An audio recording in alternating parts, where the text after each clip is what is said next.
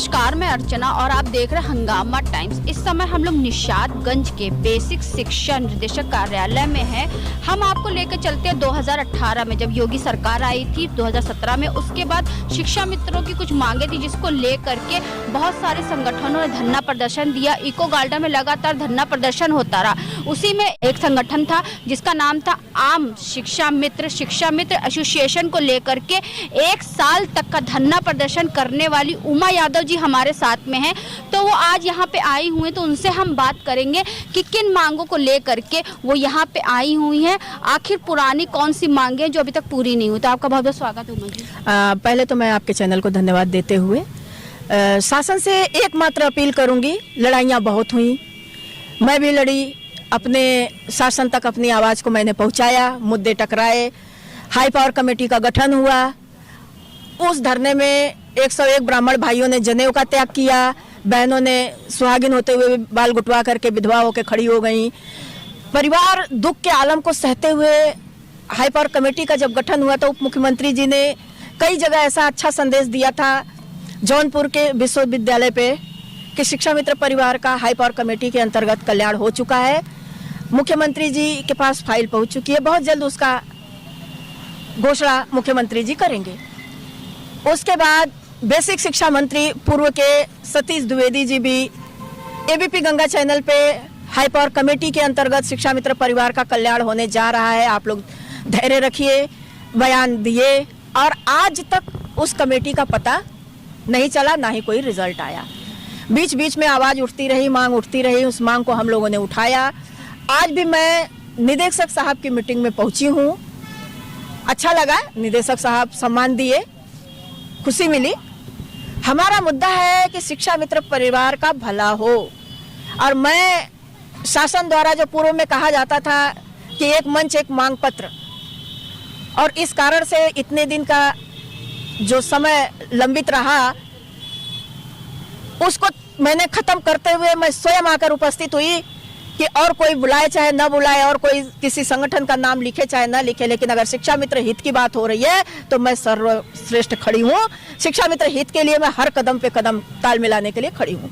तो आज किन मांगों को लेकर ज्ञापन सौंपा है? मांग मात्र एक थी कि शिक्षा मित्र परिवार का सरकार कल्याण कर दे। कल्याण में हम उनके ऊपर इतने बड़े विद्वान नहीं है कि हम उनके ऊपर कुछ कह सकते हैं। हम खाली रिक्वेस्ट कर सकते हैं कि हमारा अगर उद्देश्य पहले का ढूंढा जाए तो हमारे पास प्रशिक्षित वेतनमान है, जो कि उसमें सारे शिक्षा मित्र भाई बहन चाहे कोई भी हो सभी समाहित हो जाएंगे। और एनसीईआरटी की नियमावली को अगर देखा जाए तो प्रशिक्षित वेतनमान का हकदार सबसे पहले शिक्षा मित्र होता है। सरकार अगर नहीं दे रही है तो समान वेतन समान कार्य दे दे। आज के दिन में 2017 से माननीय सुप्रीम कोर्ट का भी उसमें हवाला है। सुप्रीम कोर्ट भी कह रही है कि समान वेतन समान कार्य मिल जाए। या मैं आखिरी भी वर्ड कह देती हूँ कि शासन जो उचित समझे कम से कम शिक्षा मित्र परिवार का कल्याण कर दे।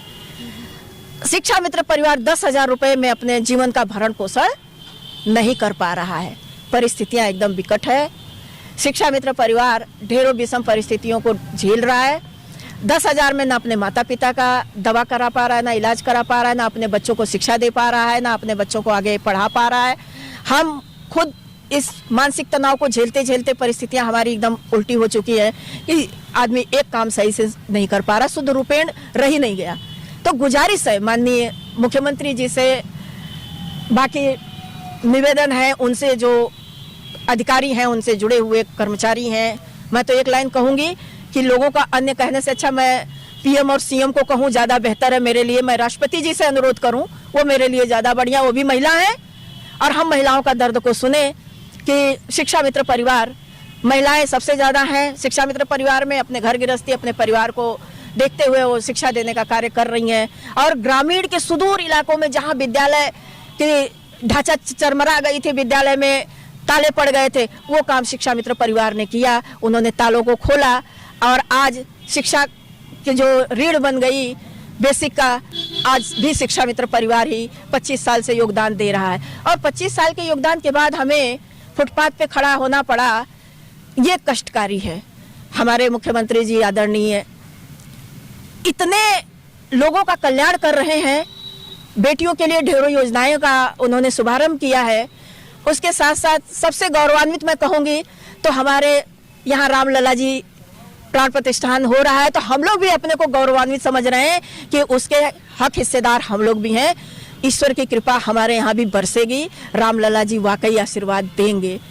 इस आशा और विश्वास के साथ मैं चाहूँगी कि जितने भी लोग हैं उन मिशन को, हाई पावर कमेटी को उजागर करते हुए शिक्षा मित्र परिवार को रोटी और सम्मान दे दें। तो आज जो मुलाकात करने आई थी, जिसे वार्ता हुई, तो उसमें क्या निष्कासित हुई?